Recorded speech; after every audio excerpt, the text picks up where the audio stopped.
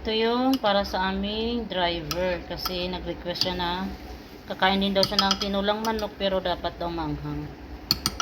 Kaya binigyan din namin siya.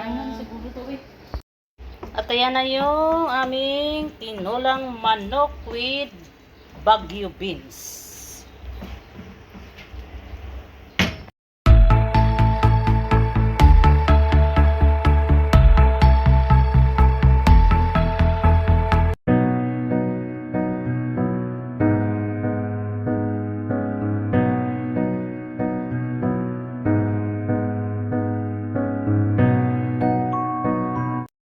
Hello mga palangga at mga ka-OFW. Good evening dito sa bansang Kuwait ngayon. Good afternoon, good morning kung saan man naabot ang aking videong ito. Ngayon ay magluluto si Miss Tapiador ng anong lulutuin mo ngayon? Anong menu mo? Tinula nga. Tinula na manok. Alam nga naman baka. Ayan. At ako naman ay magsasaing ako ng kanin. At ayan siya. First tayo dito. Baka tawagin tayo ng mga amo mamaya. Talaga yung amo ko parating na din. Ha? Yung amo ko parating na din yung kung hindi pa mag-extend naman ng oras. Dito ngayon ay hindi kami kailangan ng aming mga amo. Kaya gagawin ang dapat gawin.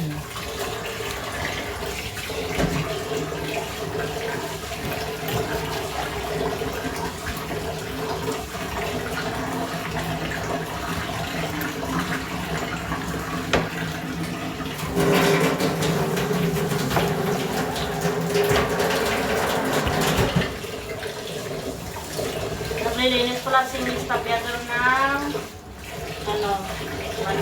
Karne ng manok.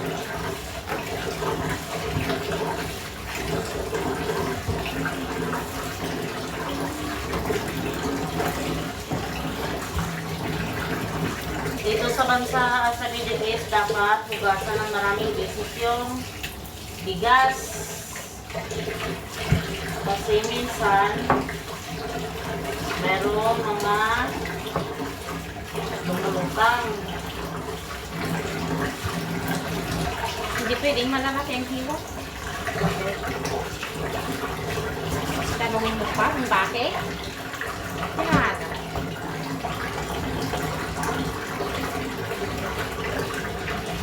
Wala? Alam na.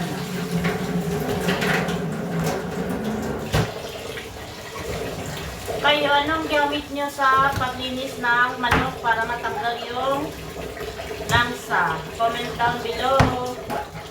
Kasi ang amin dito ay ginagamitan namin ng vinegar para matanggal ang langsa.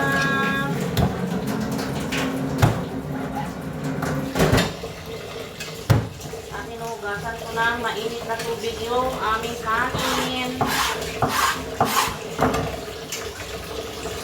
para madali siya maluto.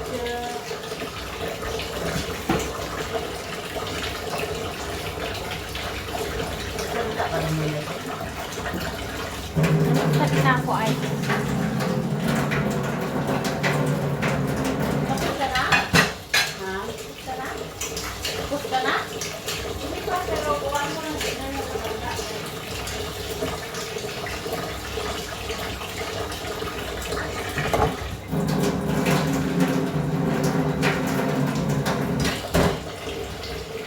Kain ko na yung aking kanin. At hintayin ko na lang na kumulo. Tama na to? Mana yung kaliya? Kamagdan siya. Ito. Hindi mawala. Ayan na nga. Dito kami banda kasi yung aming tagaluto ay nagluluto na ng pagkain na Mama Kibir. At si Tapiador ay nasa ano ko lang Sabi ko lang. Kasi naghihiwa siya ng kanyang mga lamas. Ito na nga. Marami kayong luya sa inyo? Nagtatanim kayo ng luya? Oo naman. Masarap yung ano no, yung Native? yung sausaw sa amin. Masarap yung kainin. Masarap yun. Sausaw sa bago. Mm.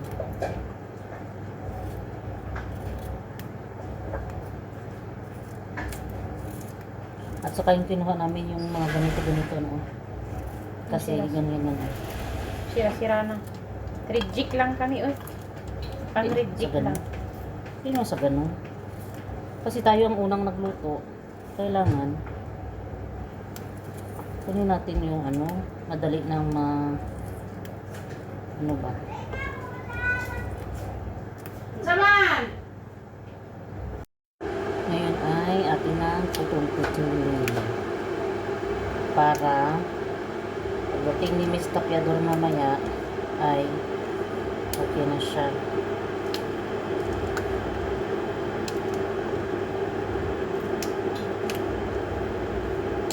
Magkaiba ba ang ano? Baguio beans at saka white beans? Oo. Okay.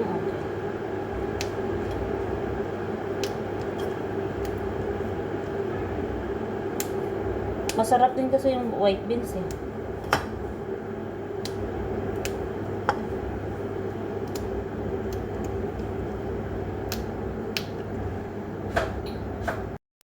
May change pala sa pagluluto ni Tapiador.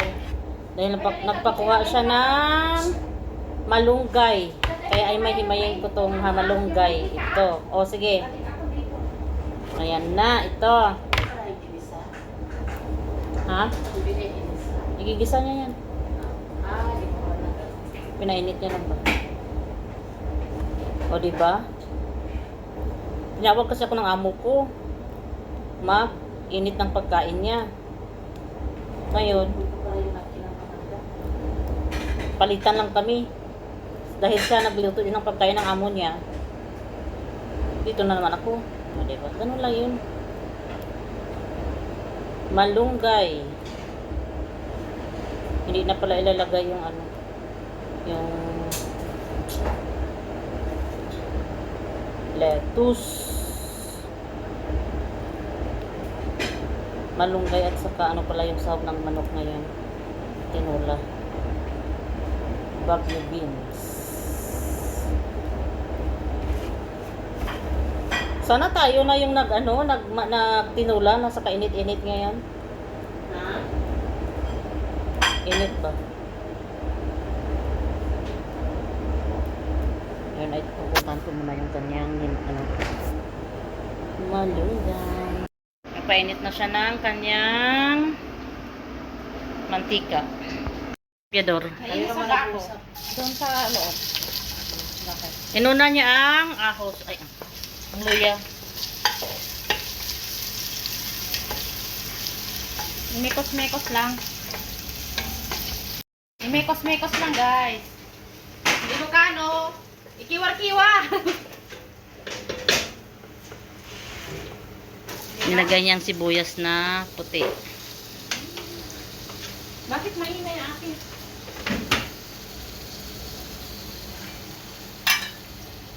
Kiwar-kiwar tayo ako.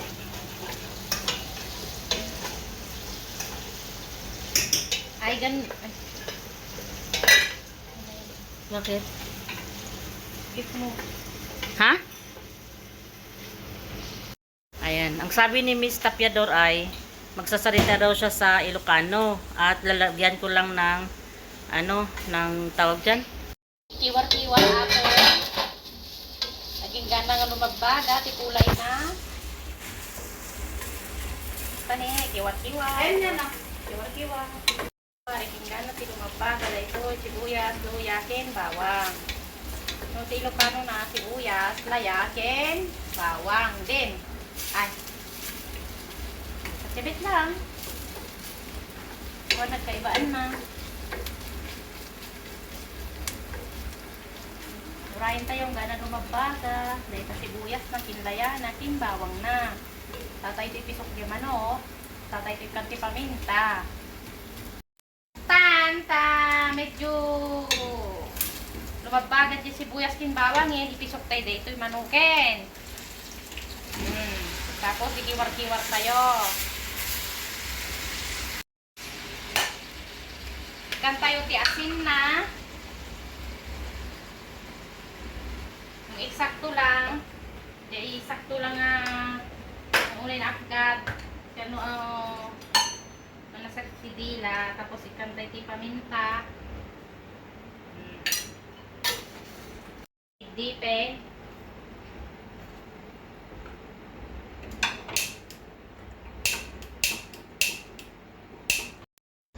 At habang nagluluto si Tapiador ay naubusan siya ng gas. Ngayon ay papapalitan ko namin sa driver. Wala kaming extra gas. Hindi ko alam paano yan lutuin mamaya. Wala tayong extra gas, day. Hindi ko din napansin. Kaming dalawa din ang nagpalit ka nung nakaraan. Kaming dalawa din ang nagsisihan. Paano nga ngayon? Ambot. Ayan ang sa ano pong driver, nagsisihan kaming dalawa. Kay bakit hindi ko daw sinabi? Alam ko din ba? Ano na ngayon ate? Problemado siya kasi naubusan kami ng gas. Problema ngayon baka close na daw yung bibilhan ng gas. At ito na nga, dahil wala kaming gas, kain muna kami ng Diyan na yung manay. Ju. Honeydew. Anong honeydew ba to tawag? Ano ba yan? Kasi nagbili pa yung nagbili pa ng gas yung aming driver. Bismillah, bismillah.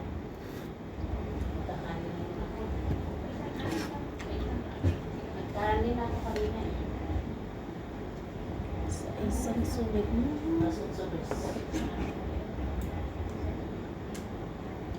Kasi yung aming mga amo ngayon ay kumakain na. Ngayon, sige. Ngayon, maglagalag muna ang mga daga. Ay kumakain pa ang mga pusa. Di ba?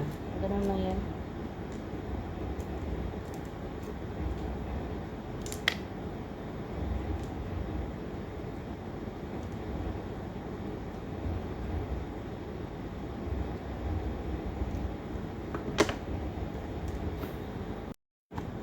Ito na nga, dahil binigyan kami nito, kakainin namin habang naghihintay kami sa driver namin na dumating. Ngayon, ang pagkakaalam ko, maraming nagtatanim ng melon sa Pilipinas ngayon. Melon, watermelon, kasi nga walang tubig. Tag-init. Tag-init. Tag-init lang ito eh. Sa tag-init lang ito tinatanim. Kasi pag itanim mo to sa tag-ulan, ay wala kang ma-harvest dahil kay ano lahat. Masarap siya, matamis.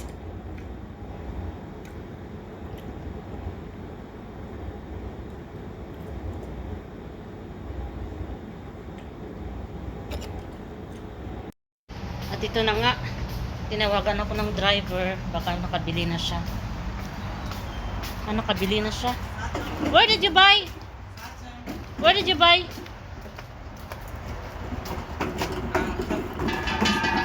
Ayan, bumili siya ng gas na dalawa. Hindi ko alam kung saan siya nabili.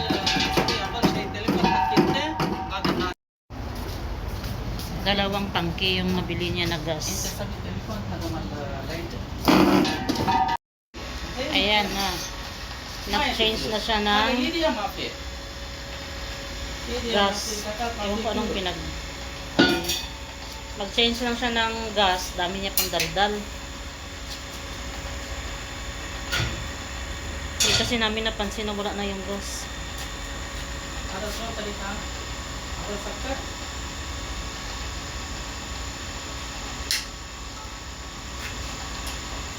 Takot kasi ako mag-change ng ano dito, tangke.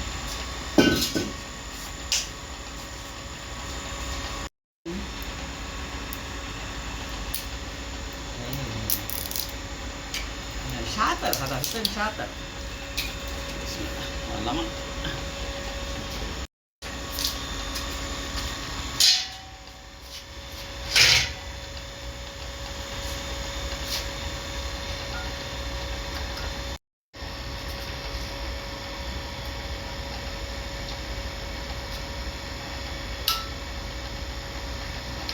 Mahirap kasing nag-change ng ano dito, gas.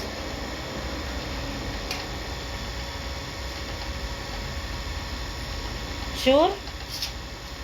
Open mo nga doon, Day. Open mo doon. Open mo doon sa loob. Cakep. May gas na. So, titingnan ko. Okay na pala. Ayan na. Ayan na yung niluluto ni. To be continued after 2 hours. Yung kanyang pagluluto ng manok na tinula. Ano ba main apa? Isang oras, 2 oras. Ikiwar-kiwar ko. Mabango na yung kanyang, lumabas na yung kanyang aroma. Lumabas? Basta yun na yun. Agang angutin, jay angut nan nga naimasen. Nawatam? Nawatam Ate Marites? Oh, ano yon? Naintindihan mo?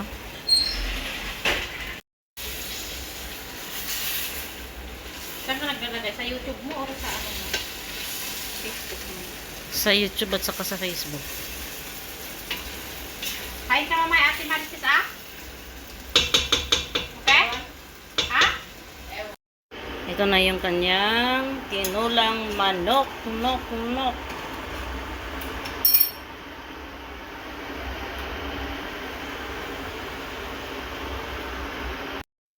At ito na nga. Lalagay ko na yung beans kasi ito lang yung meron kami. Naglalagay rin ba kayo ng beans sa tinulang manok? Nok. Tapos haluin. Ayan. Mamaya na yung malunggay pag malambot na yung ating beans. Ito yung para sa aming driver kasi nag-request siya na kakain din daw siya ng tinulang manok pero dapat daw manghang. Kaya binigyan ko na siya. At ayan na yung aming tinulang manok with Baguio beans.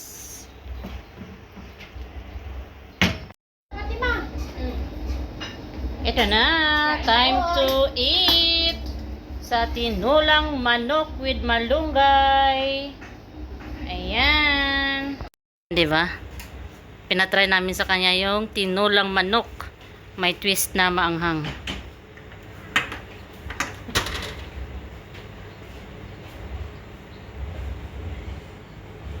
Mga fans niya, mga Pilipina.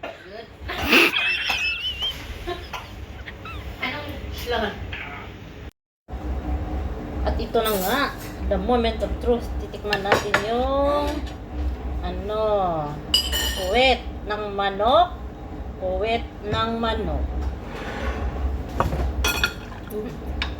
Kain kami kasi habang hindi pa kami kailangan ng aming mga amo, kakain muna kami.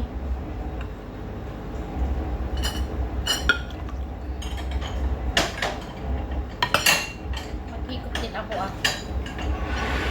Di Marites, marami akong lemon sa loob. Wala mo?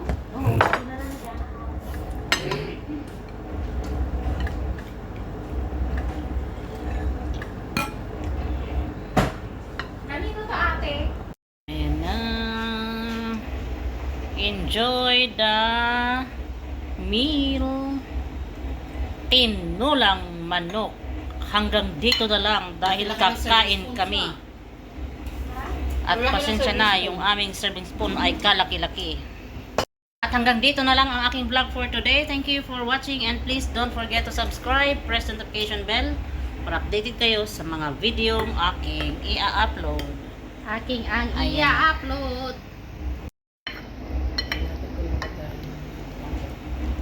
Kumuha ka ng sabaw ate oh.